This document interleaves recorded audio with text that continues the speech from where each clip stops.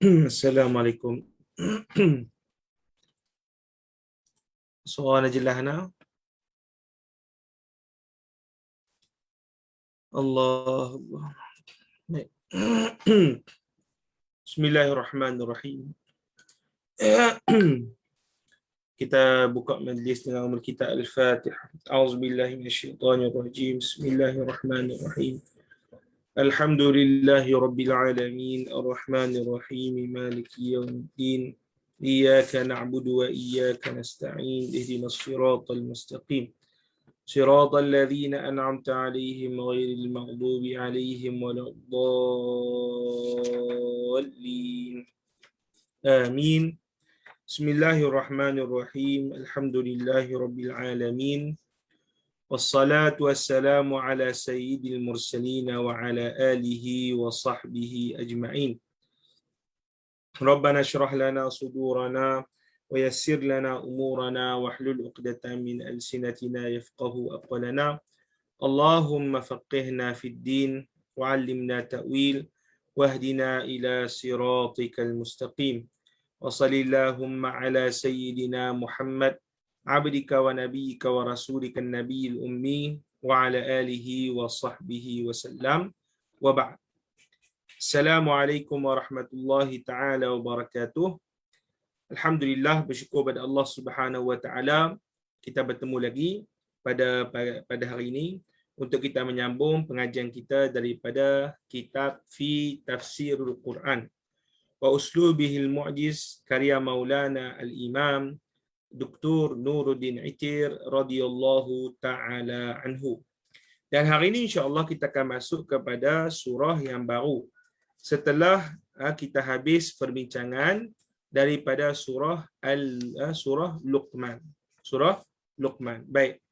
Sebelum tu kita minta pada siapa yang tengok di Facebook, jelaskan suara saya di Facebook supaya jangan lupa untuk sharekan kepada kawan-kawan dan tag kawan-kawan yang sedang menghadiri pengajian. Baik. Ataupun yang depa nak ni lah, nantilah depa tengok nanti, tak apa, insya-Allah. Boleh tag kawan-kawan tu, moga depa dan dapat menghadiri pengajian bersama dengan kita. Baik. Jom kita baca qala al-musannifu rahimahullah, baca sardan sekali lalu. Hakim ada? Hakim baca muka surat 110. Baca muka surat 110. Kita baca ambil tabarukan, jadi anda akan huraikan insya-Allah taala. InsyaAllah. Bismillahirrahmanirrahim. Qala al-musannif rahmatullahi alaihi wa nafa'ana bi'ulumihi wa bi'ulumikum wa bi'ulumi masyayikhina fid darain. Amin. Qala tafsir surati tabarak al-mulk. Ta'rifun 'amun bis-surati. Suratul mulk wa tusamma suratu tabarak alladhi bi yadihi al-mulk wa suratu al-mani'ah wal-munjiyah kama sanadhkuru min al-ahadith في ختام تفسيرها إن شاء الله تعالى. وهي سورة مكية كلها باتفاق العلماء، تبلغ عدة آياتها 30 آية كما نص عليه الحديث الشريف. وموضوع السورة الذي تدور حوله معاني آياتها وفقراتها هو بيان أن تدبير العالم والسلطة التصرف والسلطة التصرف فيه هي بالله وحده سبحانه، وهي تقرر بذلك عقيدة هامة في حياة الإنسان وركنا من أركان الدين وتوحيد الأفعال، إذ توضح أن كل العوالم في الأرض والجو والسماء وفي الدنيا والآخرة هي بيد قدرته وقهره سبحانه. ومن أجل هذا الغرض تعرض السورة أمام الإنسان.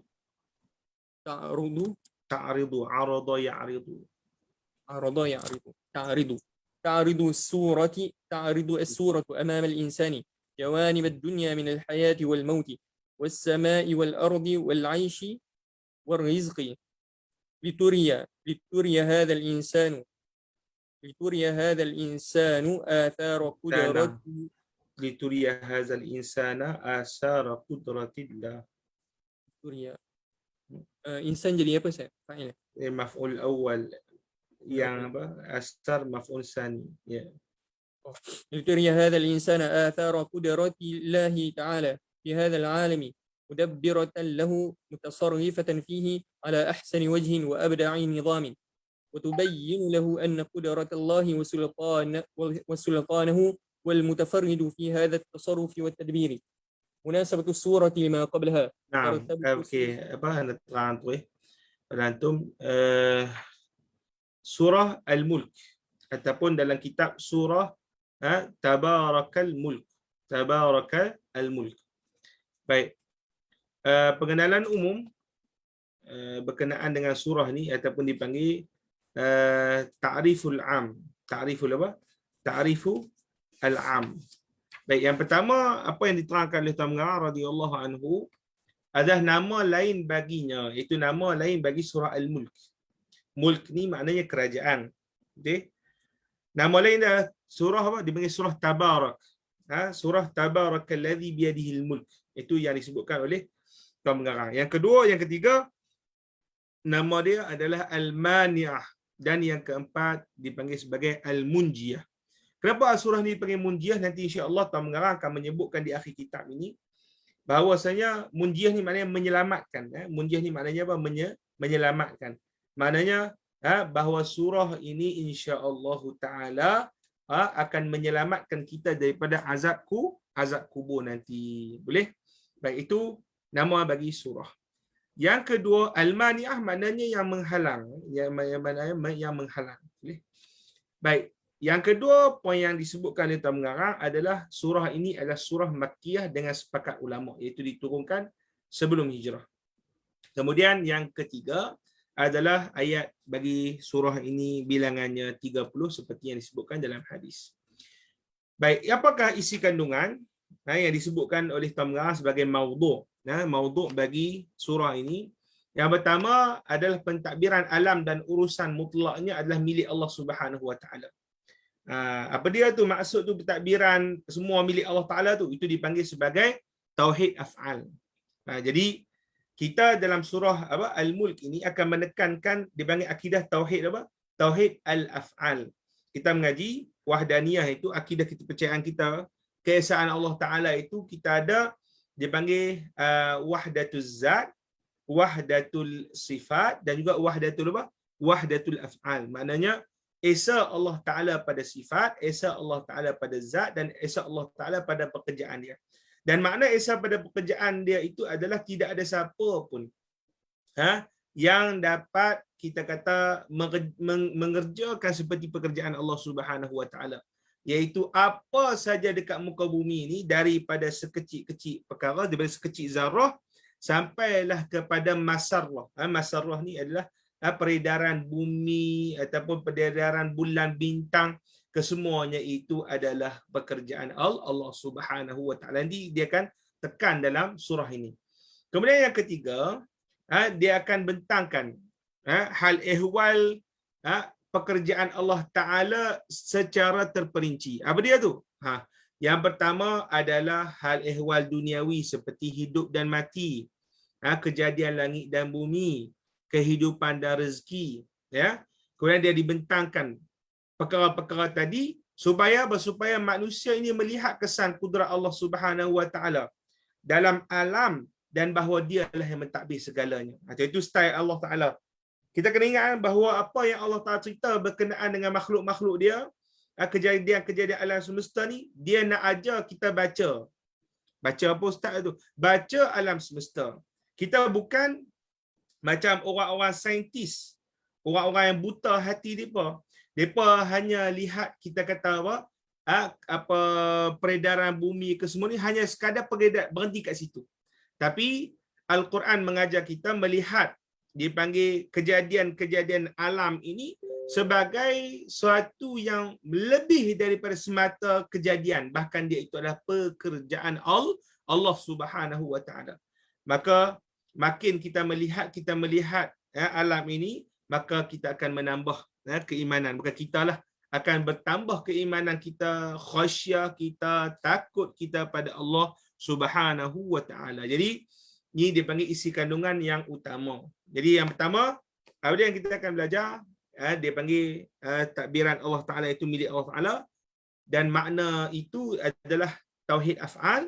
Dan yang ketiga, perincian-perincian. Allah Ta'ala akan sebut secara umum dan akan diperincikan semua hal ehwal yang menggambarkan kekuasaan Allah Subhanahu wa Ta'ala. Boleh dapat sekat ni nak? Okey. Munasabah surah dengan surah sebelum. Ada terang siap-siap lah benda tu. Baca ni tak apa, nanti yang tu boleh baca sendiri. Munasabah surah dengan surah sebelum. Okey, apa dia surah sebelum? Daripada surah Al-Mulk, surah At-Tahrim. Itu yang pertama. Kemudian yang kedua, kita akan tengok munasabah antara surah Mulk dengan surah At-Tahrim daripada dua sudut munasabah. Ini kita dah mengaji kan? Pada surah Luqman dulu. Ada munasabah am, ada munasabah khas. Apa dia munasabah am? Munasabah am adalah apa? Apa saja, mana-mana juzuk yang disebut, mana-mana juzuk yang tersebut dalam surah Mulk bersesuaian dengan mana-mana juzuk yang disebut dalam surah Tahrim. Itu dipanggil apa? Munasabah am. Munasabah khas, apa dia munasabah khas? Munasabah khas adalah akhir juzuk surah Tahrim bersesuaian dengan awal juzuk surah apa? Surah Tabarak. Jadi itu dipanggil munasabah apa? Munasabah khas. Sekarang kita tengok ada hubungan secara umum surah Tahrim dengan surah Mulk.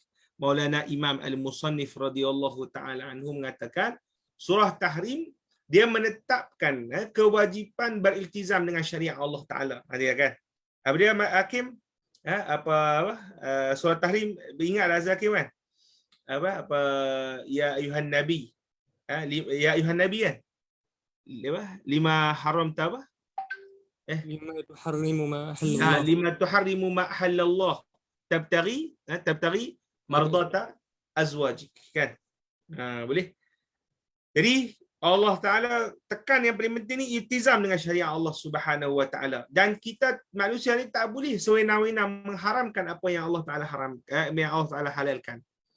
Okay? Dan kemudian jangan kita ikut syariat selain Allah Subhanahu Wa Ta'ala. Dan di akhir, kalau di akhir tu Allah Ta'ala cerita pasal apa? Perumpamaan orang yang beriman dengan orang yang kafir. Ada Allah Ta'ala perumpamakan orang yang beriman itu seperti Siti Maryam dengan apa? Siti Asiyah. Dan orang kafir seperti apa? Isteri Nabi Nuh dengan Nabi Lut. Ni.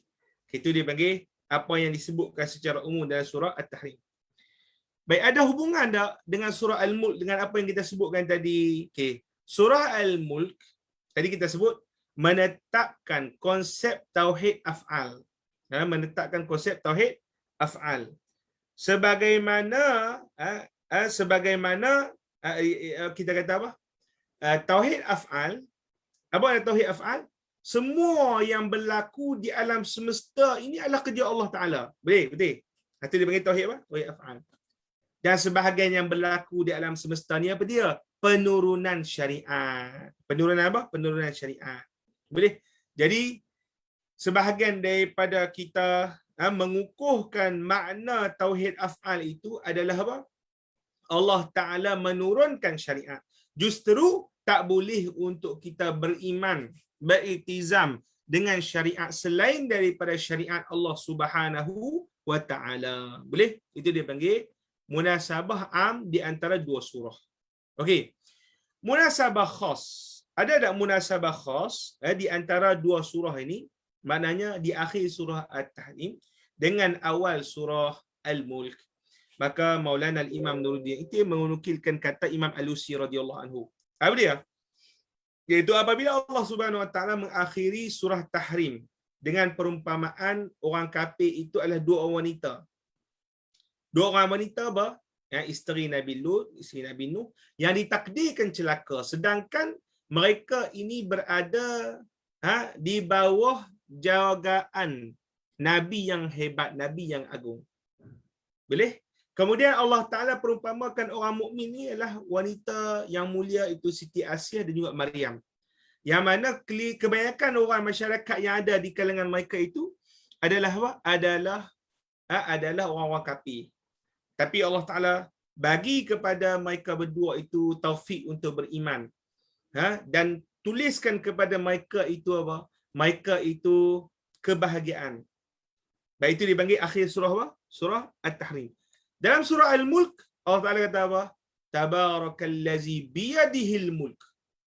Maha suci Allah Ta'ala, maha agung Allah Ta'ala ini, yang ada di tangannya itu urusan kerajaan sekaliannya. Boleh? Maksud dia apa tu? Oh, kita kata, apa yang berlaku pada orang perempuan yang kita sebutkan sebelum ni, ada orang perempuan kafir ataupun orang apa?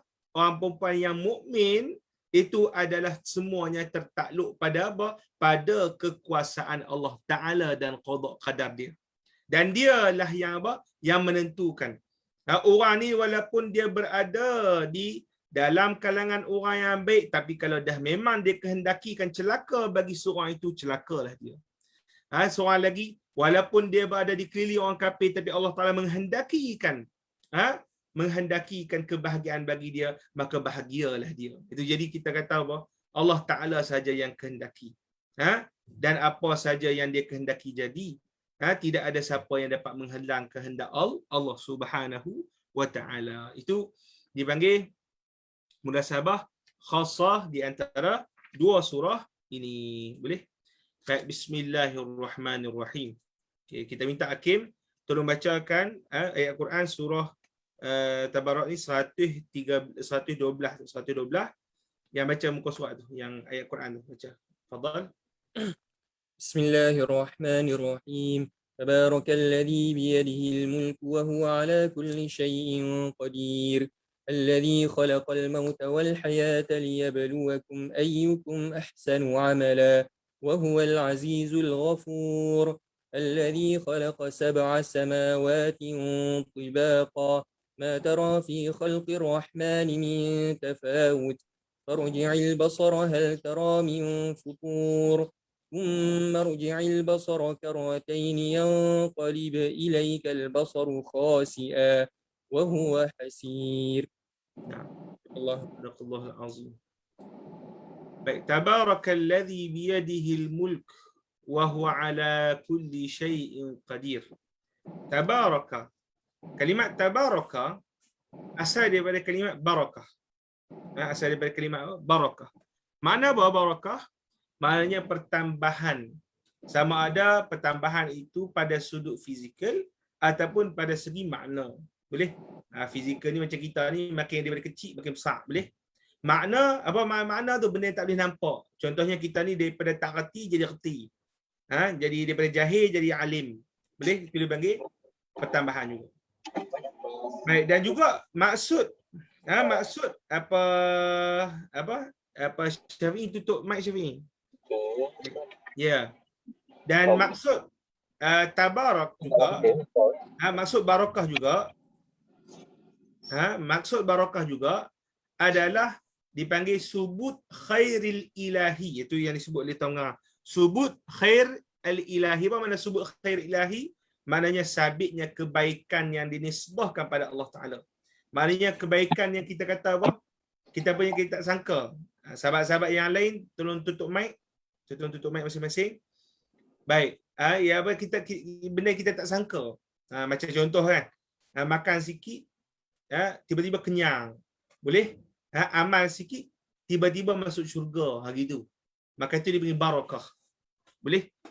Kebaikan yang kita kata semata-mata disandarkan, dinisbahkan pada Allah Subhanahu wa Ta'ala. Boleh? Itu dipanggil mana apa? Barakah. Baik. Ahli tafsir menyebutkan, ini anda baca terus di sini, ahli tafsir menyebutkan bahawa tabarakah di sini ada dua makna. Yang pertama maknanya maha tinggi dan maha agung. Iaitu serti dengan ta'ala dan juga ta'azama. Ta'ala dan juga ta'azama. Apa dia tu? Maha tinggi dan maha agung Allah Ta'ala. Maha suci Allah Ta'ala ini daripada sebarang suatu penyerupaan dengan makhluk. Maksudnya mustahil Allah Subhanahu wa Ta'ala menyerupai ataupun mana-mana makhluk yang menyerupai Allah Subhanahu wa taala. Itu dipanggil makna yang pertama. Yang kedua, makna tabaraka, tabaraka adalah banyaknya ihsan. Itu dia. Jadi kalau makna kedua kita nampaklah jelas daripada asal dari segi bahasa tu. Daripada segi asal bahasa tadi kita sebutkan pertambahan kan. Pertambahan apa makna ni? Bila kita kata tabarakalladzi biadihi, tambahan apa? Rupanya Allah Subhanahu wa taala dinisbahkan kepada tabaraka daripada kalimat barakah yang membawa makna pertambahan itu. Kerana banyaknya ihsan Allah taala, banyaknya nikmat Allah taala pada hamba sampai kita tak dapat nak kira. Itu dia. Itu dia panggil apa dia? Makna yang kedua daripada tabaraka. Tabarakallazi biyadihil mulk. Tabarakallazi, maha tinggi Allah taala, maha banyak ihsan Allah taala. Itu dia punya terjemahannya. Allazi, maha banyak ihsan lah bagi Tuhan yang apa? Tuhan yang di tangannya itu kerajaan. Di tangan dia saja kerajaan. Wa huwa ala kulli syai'in qadir. Sedangkan dia itu ataupun dan dia itu atas segala sesuatu ini maha berkuasa. Dia itu bagi apa? Segala sesuatu ini maha apa? Maha berkuasa. Boleh? Itu dia punya makna secara umum. Okey, ala kulli syai'in qadir. Ala kulli syai'in qadir. Apa makna tu? Ke atas, dia ini ke atas segala sesuatu itu maha berkuasa. Apa makna ke atas segala sesuatu? Ini Maulana Tuan Guru menyebutkan bahawasanya makna syai' di situ kan Allah Taala menguasai segala sesuatu. Syai' itu apa makna syai'? Syai' itu apa makna syai'? Syai' yang dimaksudkan oleh Tuan Guru oleh Kasyaf, dia kata apa?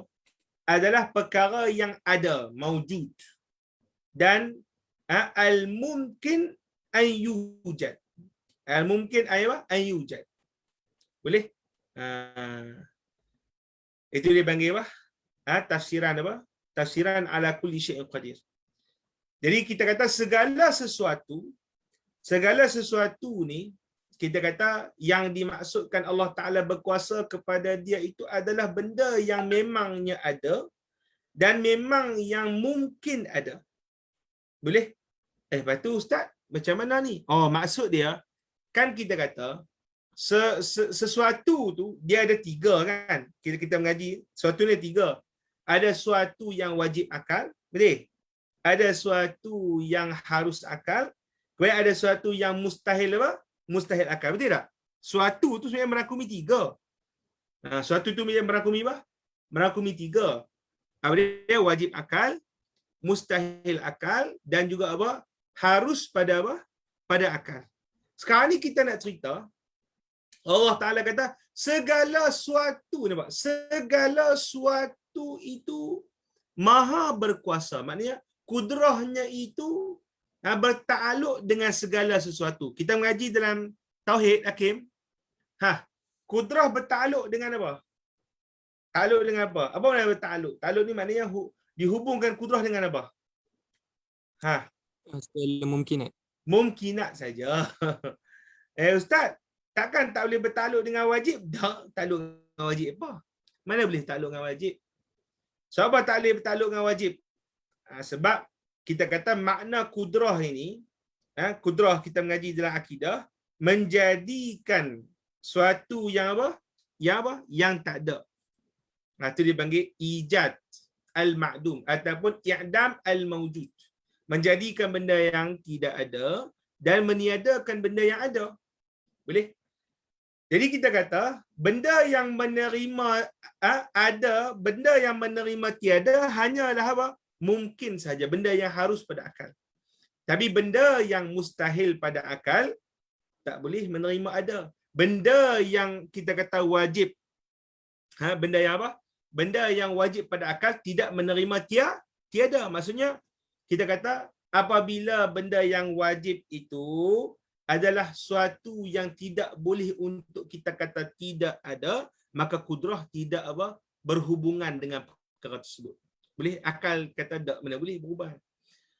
Dan apabila perkara yang mustahil itu adalah perkara yang memang kita kata tak ada dan mustahil ada, tak boleh untuk ada, maka kita kata mustahil juga kudrah untuk berhubungan dengan perkara yang mustahil. Jadi yang confirm kudrah itu berhubungan dengan perkara segala sesuatu ni, maksud dia adalah apa? Segala yang mawjud, yang mungkin wujud. Yang mungkin Yang mungkin wujud dan juga ma'dum, mungkin ma'dum. Maka terkeluar daripadanya yang wajib dan juga mustahil. Jadi kiranya apa yang disebutkan di sini daripada makna umum dikhususkan oleh akal. Dikhususkan oleh apa? Oleh akal. Boleh? Jadi ada kala benda-benda yang disebutkan dia itu nampak macam umum, tapi ada kalanya yukhassas. Yukhassas dengan apa? Yukhassas dengan apa? Dengan akal. Boleh? Seperti yang kita sebutkan di sini. Baik. Kemudian makna yabluwakum. Yabluwakum maknanya menguji kalian. Tibaqa makna tibaqa tingkat. Mempunyai tingkat yang berada di atas satu di atas satu yang lain, satu di atas satu yang lain. Ada berapa? 7 tingkat semua. Baik, tafawut. Apa makna tafawut? Perbezaan. Itu makna tafawut. Fauts. Perbezaan dan ketidaksesuaian. Itu makna apa? Tafawut. Mana apa saya kita tengok hal tara min apa dia panggil apa? Saya kita akan tengok yang disebutkan dalam Al-Quran ni. Ma tara fi khalqir rahman min tafawut. Min tafawut. Kau tidak akan lihat pada penciptaan Allah Subhanahu Wa Taala sebarang tafawut. Apa ada tafawut di situ? Iaitu sebarang keadaan yang tidak sesuai. Sebarang perbezaan antara setiap ciptaan sehingga keluar satu ciptaan itu hubungan antara satu sama lain sehingga dilihat bukanlah suatu yang hikmah. Takkan jadi macam tu. Bahkan kesemua setiap satu daripada juzuk alam ini, setiap satu hubungan antara juzuk alam ini kesemua diatur, ditadbir dengan apa? Dengan hikmah yang paling tinggi. Boleh? Baik. Kemudian makna futuf. Daripada makna fatara. Apa makna fatara? Belahan atau pecahan. Kata Qatadah makna futuf adalah cacat. Khasian. Kalimat khasian. Khasian maknanya dijauhkan daripada mendapat sebarang ketidaksesuaian. Maknanya, sekali lagi kan kita akan baca, yang qalib ilaikal basaru khasian. Maknanya akan kembali penglihatan kepada engkau itu hal keadaannya tidak mendapati apa langsung. Apa langsung. Ketidaksesuaian daripada makhluk-makhluk Allah Subhanahu Wa Taala. Baik, asal makna khasian daripada kalimat khasi'a. Khasi'a tu maknanya diusir dengan hina. Khasi'al kalbu. Khasi'al kalbu maknanya diusir anjing itu dengan apa? Dengan hina. Itu makna apa? Khasi'al apa? Khasi'al kalbu. Baik.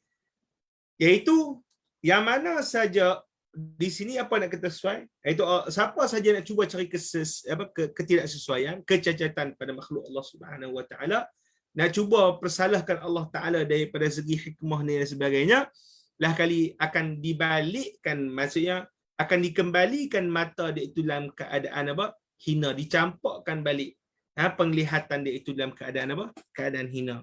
Itu dia punya makna apa? Kalimat khasi'ah. Kemudian hasir. Hasir pula maknanya at-ta'ab, penat. Al-hasir maknanya apa? At-ta'ab, penat. Okay, boleh faham sekarang tu? Okay, makna dan juga uslub. Okay, sekarang kita ambil dulu makna dan juga uslub daripada ayat pertama. Tabarakallazi biyadihil mulk wa huwa ala kulli syai'in qadir.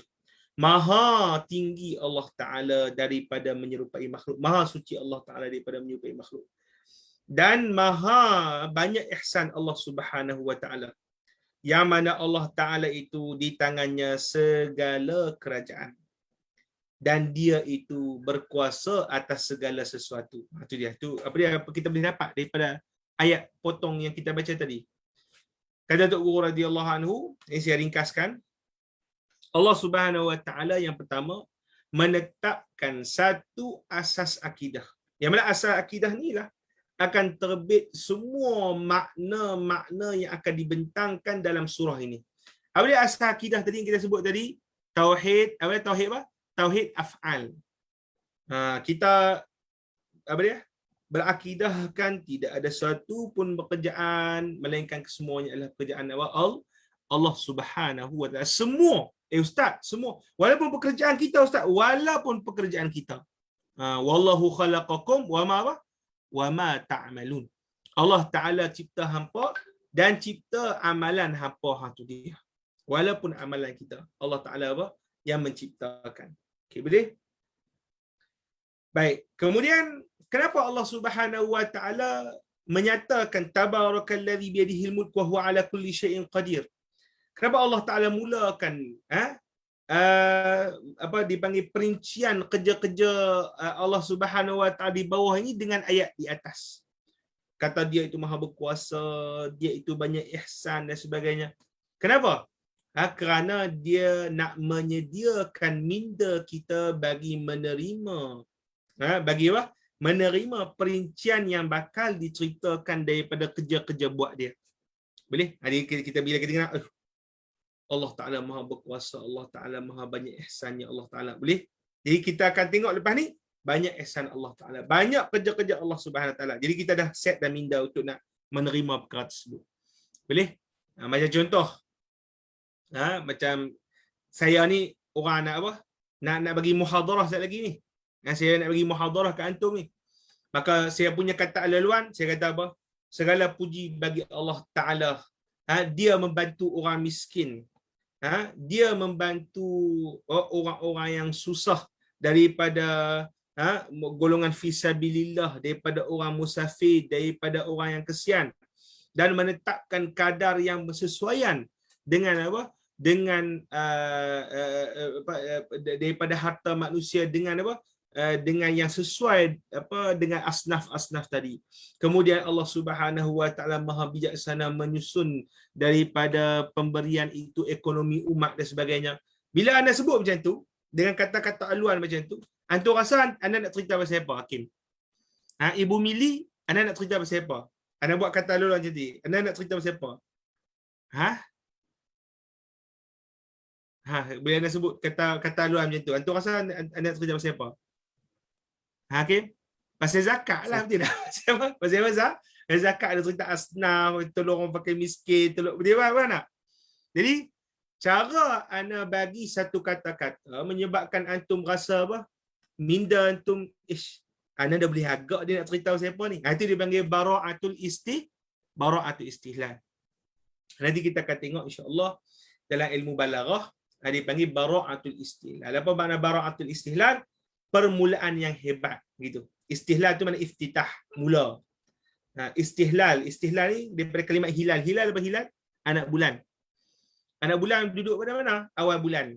Boleh jadi istihlal maknanya permulaan. Bara'ah maknanya hebatlah, kemahlah gitu. Boleh faham Okey. Bara'atul istihlal. Tapi kalau apa? Kalau di akhir dia panggil bara'atul maqta.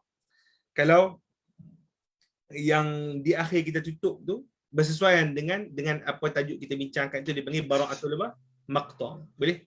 Baik. Kemudian poin yang keempat, surah ini dimulakan dengan mengagungkan zat Allah Subhanahu wa taala. Banyaknya ihsan ke atas apa? Ke atas kerajaan yang berada di tangannya. Itu banyak lagi lah. Yang Allah Subhanahu wa taala apa? Sediakan. Ustaz Abu Syari tutup mic saya tu. Oh Ustaz. Baru pas Ustaz. Okey. Tutup mic. Okey, surah ini dimulakan dengan mengagungkan zat Allah Taala. Tabarakalladzi biyadihil mulk. Boleh? Kemudian menceritakan banyaknya ihsan ke atas kerajaan yang berada di tangannya. Itu secara umum lah. Secara umum, betul tak? Secara umum. Okey. Selagi dia akan perincikan selepas tu apa ihsan Allah Taala buat pada kita, apa kerja-kerja yang dia buat pada kita. Boleh? Baik. Okey, ni secara detail disebut di sini. Nombor 6 poin dia, tabaraka atas wazan tafa'ala, menunjukkan kepada sehingga kesempurnaan. Dan itu dengan cara yang demikian tak boleh disifatkan pada selain Allah Taala, tak boleh. Seperti mana ta'ala, ta'azama, tak boleh disifatkan pada apa? Selain Allah Subhanahu wa taala. Kerana hanya Allah Taala yang memiliki segala kesempurnaan, setinggi-tinggi kesempurnaan. Boleh? Kemudian yang ketujuh, allazi biyadihil mulk. Nampak kalimat allazi biyadihil mulk. Tabarakallazi biyadihil mulk. Tabaraka tu dah makna dah tu. Allazi biyadihil mulk. Apa makna allazi biyadihil mulk? Maknanya di tangannya itu kekuasaan meliputi segala sesuatu. So apa meliputi segala sesuatu? Kan dia sebut al-mulk, kerajaan. Kerajaan Allah Ta'ala ada hak ke? Tak ada hak. Meliput segala sesuatu. Manusianya, apa binatangnya, langitnya, buminya, dunia dan akhiratnya. Bagi dia itu untuk mencipta dan bagi dia itu untuk menghapus. Mana ikut kehendak dia. Itu Allah Subhanahu wa taala. Kemudian yang ke-8 Allah Taala sebut wa huwa bikulli syai'in qadir. Wa huwa bikulli syai'in qadir. Apa makna wa huwa bikulli syai'in qadir? Baik. Dia itu atas segala sesuatu maha menguasai. Apa dia pula? Okey, ayat yang kita baca ni dia akan menguatkan lagi ayat sebelum. Macam mana tu? Okey, kan Allah Taala sebut biadihil mulk. Kita bayangkan meliputnya kuasa Allah Subhanahu wa taala. Kemudian Allah Taala sebut wa huwa ala kulli syai'in qadir. Ala kulli syai'in qadir. Atas segala sesuatu menguasai. Maknanya apa? Allah Subhanahu wa taala menceritakan setelah meliputnya kuasaan dia, Allah Ta'ala nak menunjukkan dia itu apa? Menggagahi semua perkara. Tak ada siapa dapat menghalang kudrat dia. Tak ada siapa. Bahkan apa yang dia nak jadi, apa yang dia tak nak takkan jadi. Tak mampu siapa untuk halang. Itu dia. Tak mampu siapa untuk apa? Siapa untuk halang. Okay, jadi dia ada hubungan antara allazi biyadihil mulk wa huwa bikulli syai'in silap wa huwa silap tu. Wa huwa ala kan? Ana silap. Wa huwa ala kulli syai'in qadir. Wa huwa ala kulli syai'in qadir. Ana silap pilih. Betulkan nantilah insya-Allah. Habis kat itu. Allazi khalaqal mauta wal hayata liyabluwakum ayyukum ahsanu amala wa huwal azizul ghafur. Itu dia. Seterusnya, bila Allah Ta'ala mulakan ayat Al-Quran tadi dengan menzahirkan kehebatan zatnya, sifatnya, pekerjaannya dan meliputnya kekuasaan Allah Subhanahu wa taala dan bagaimana apa yang dia kehendakinya itu akan jadi, apa yang tidak dikehendakinya itu tidak akan jadi, maka Allah Subhanahu wa taala mula memperincikan kekuasaan dia. Dia mula nak memperinci balik. Ini allazi khalaqal mauta wal hayat. Dialah yang menciptakan mati dan juga hidup. Untuk apa? Liyabluwakum ayyukum ahsanu amala. Untuk dia uji kalian. Mana satu di kalangan kalian ini lebih baik amalannya ataupun paling baik amalannya. Wa huwal azizul ghafur. Dan hanya dia sahaja yang maha gagah dan maha mengampunkan. Boleh? Baik, dalam ayat ni kita nampak apa dia? Apa dia point dia kat situ? Ada dua contoh kesan kekuasaannya, apa dia? Hidup dan mati. Itu yang pertama. Hidup dan mati. Dia benda yang jelas lah tiap-tiap hari nampak. Ada orang hidup, ada orang mati. Boleh? Baik, kita fikir tak? Apa hikmah Allah Subhanahu nampak ni? Sebenarnya kita tak tahu. Hidup mati tu untuk apa? Hidup ni mati. Macam tu tak ada apa. Boleh? Tapi rupanya bila Al-Quran turun dia ajar kepada kita hikmah sebenar daripada hidup dan mati ni, apa dia? Iaitu untuk menguji manusia. Manakah yang paling baik amalannya? Manakah yang paling apa? Baik amalannya.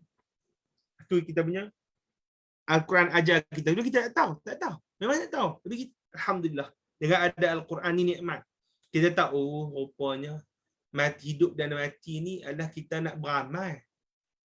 Beramal. Kita tengok orang mati, kita tengok orang hidup. Kita ni pun bila hidup untuk beramal. Lepas tu kita nak mati, maksudnya apa? Beramal sungguh-sungguh lah. Sebelum kita mati. Kalau tidak habis. Boleh? Baik, itu. Kemudian al-maut wal hayah. Tuan Guru Maulana Al-Imam Nuruddin dia kata, maut dan hayat itu disebut secara mutlak. Maknanya tidak disebutkan hidup di mana, mati di mana. Boleh? Bila yang mati, masa bila hidup tu. Disebut secara mutlak. Maknanya adalah dia nak kata hidup dan mati itu merangkumi. Hidup dan mati kita ni, sebelum kita dilahirkan kita mati, kemudian selepas kita hidup di dunia pun kita mati. Itu umum. Kemudian yang hidup kita ni, hidup sama ada hidup di dunia ataupun hidup di akhirat, ataupun hidup dalam janin, ataupun hidup di alam barzakh, ataupun hidup tu dia panggil hidup secara mutlak. Maka Allah Subhanahu wa taala ini berkuasa untuk apa? Untuk mengurus hal ehwal kehidupan dan kematian. Boleh faham? Itu yang disebut oleh Tuan radhiyallahu taala anhu. Makna apa? Al-maut dan juga hayah yang disebut secara mutlak. Baik. Kita lihat di sini. Kemudian Allah Ta'ala kata, liyabluwakum ayyukum ahsanu amala. Supaya Allah Ta'ala uji mana yang paling baik amalan dia. Jadi, apa dia? Allah Ta'ala nak ajar di sini, hidup ni yang Allah Ta'ala bagi pada kita ni, bukan sekadar untuk kita bersedap-sedap. Saya hidup ni, saya nak buat food hunter lah. Hari ni, saya nak buka puasa apa, Hakim? Saya nak buka puasa apa, Ustaz Busiri? Hari ni kena cincau cendol. Hari ni nak kena makan roti john. Dia fikir itu. Sedap-sedap dia. Tapi dia tak fikir, Allah, puasa aku macam mana? Ibadat aku macam mana? Kerja-kerja aku macam mana? Dah elok buat lagi ke tak? Boleh? Maka dengan Allah Subhanahu wa taala kata, aku nak uji. Dan aku nak bagi hampa hidup ni, aku nak uji. Maka kita sedar bahawa matlamat kehidupan kita sebenarnya adalah untuk apa? Ubudiyah pada Allah Subhanahu wa taala. Boleh? Itu satu. Kemudian Allah Taala sebut liyabluwa, yabluwa. Allah Taala guna fi'il mudhari'. Sebab apa Allah Taala guna fi'il mudhari'? Kan kita mengaji dalam ilmu balaghah, fi'il mudhari' maknanya untuk istimrar. At-tajaddud walau istimrar. Maknanya menunjukkan kepada bersentiasa. Jadi apa bersentiasa ni? Allah Ta'ala kata, aku akan bagi apa? Bagi ujian pada hampa. Bila guna apa? Fi'il mudhari', kalau nak terjemah betul, tepat, sentiasa bagi ujian. Tu nampak noh. Subhanallah, tu dia kata apa? Bahasa Arab ni halus sungguh noh. Kalau kita baca terjemahan, kita tak tahu selok-belok rahsia makna tu. Ni dapat, alhamdulillah kita mengaji bahasa Arab. Alhamdulillah kita ada tuan guru kita tolong terang. Dia kata, bila Allah Ta'ala kata aku uji tu, dia sebut guna fi'il mudhari', dia kata sentiasa ujian ini akan berterusan. Bila? Selagi mana manusia hidup di dunia. Takkan putih ujian. Habis satu ujian, dapat ujian yang lain pula. Habis ujian, dapat ujian yang lain pula. Boleh?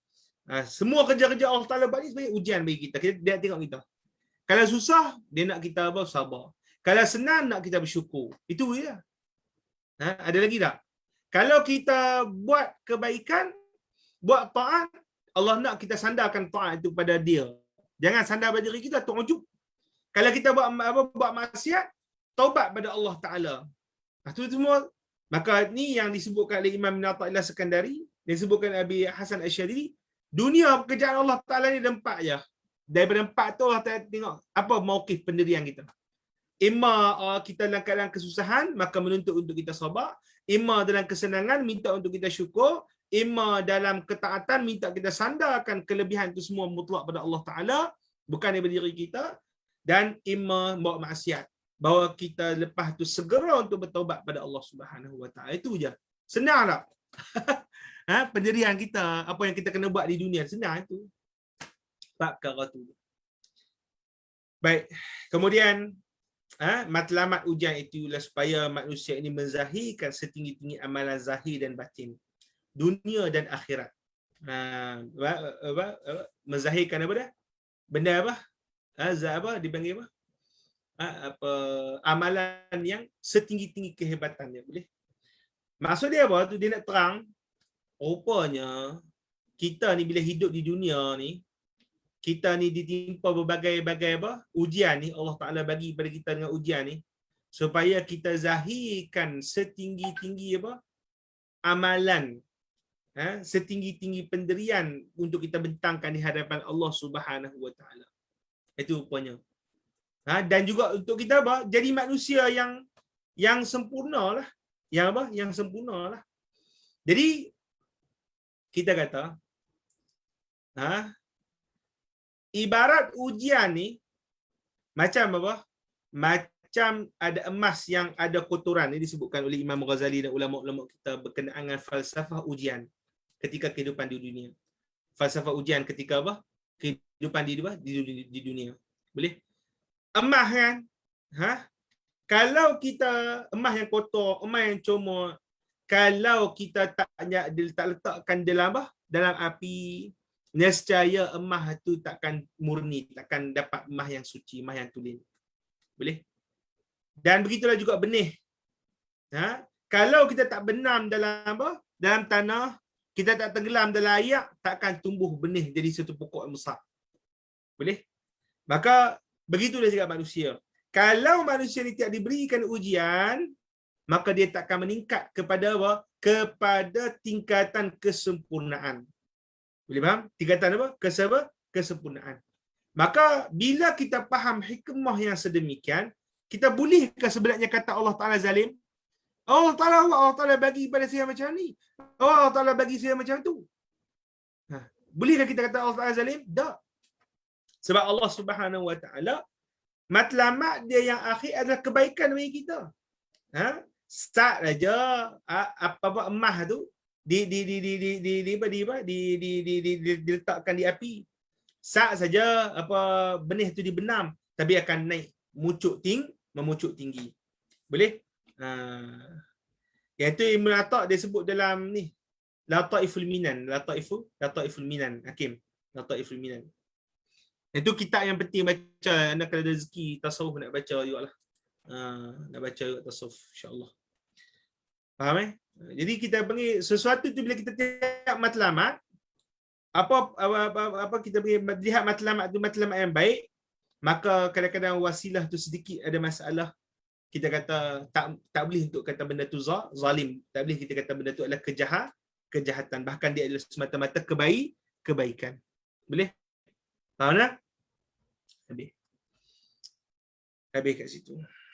Kemudian allazi khalaqa sab'a samawatin tibaqa ma tara fi khalqir rahmani min tafawut farji'il basara hal tara min futur. Okay, seterusnya Allah Ta'ala ciptakan 7 langit tibaqa, bertingkat-tingkat di atas satu yang lain. Itu makna tibaqa, mutabaqatan.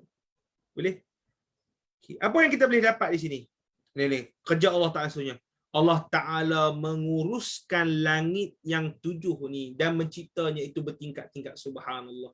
Kita cuba tengok langit besar mana, tak tahu nak bayang lah.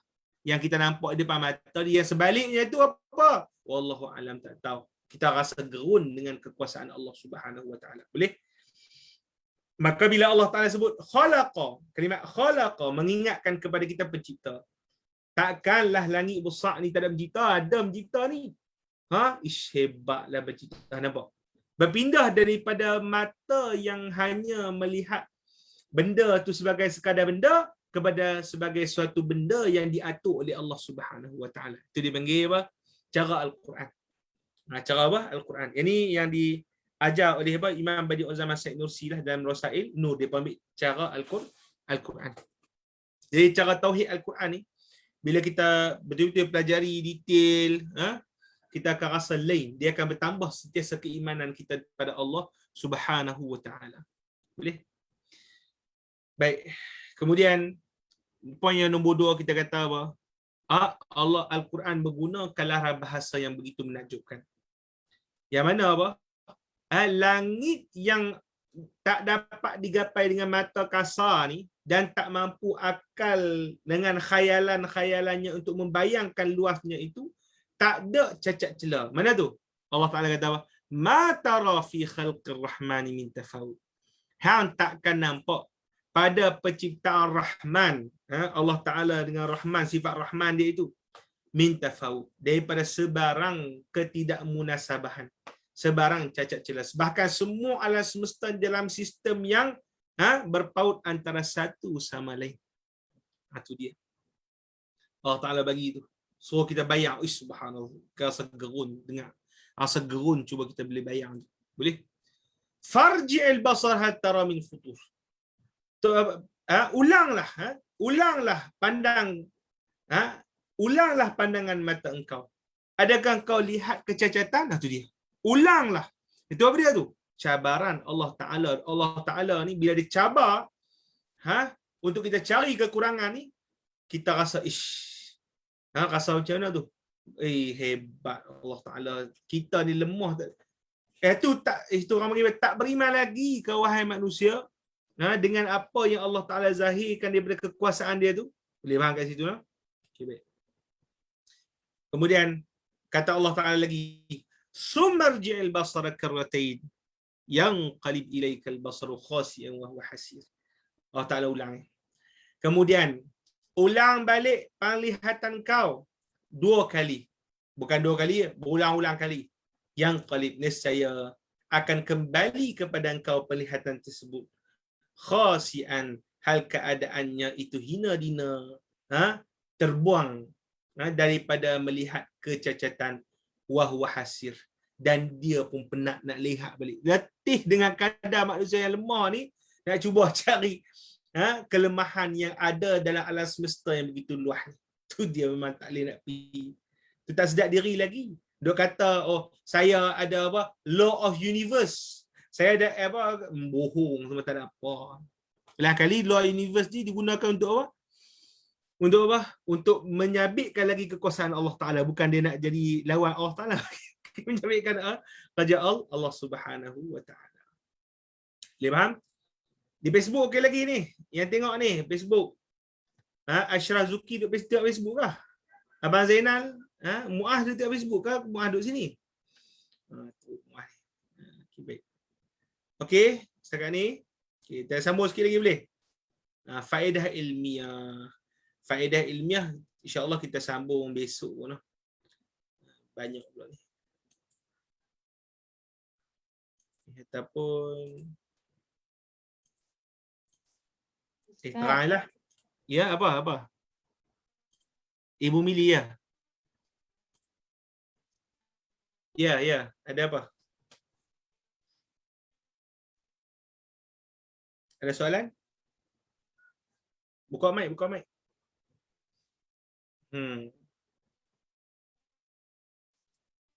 Ya Allah. Yang di Facebook ada soalan, beritahu. Anda tengok kok antum ada soalan, komen. Okey Ustaz, bukan ni apa? Ada tafsir mana? Ayat pertama tu lah kan Ustaz, yang tabarak kerajaan. Kemudian dikata wa huwa ala kan. Jadi yang ada kejadian yang dah terjadi. Maknanya perkara-perkara yang dah wujud. Dan yang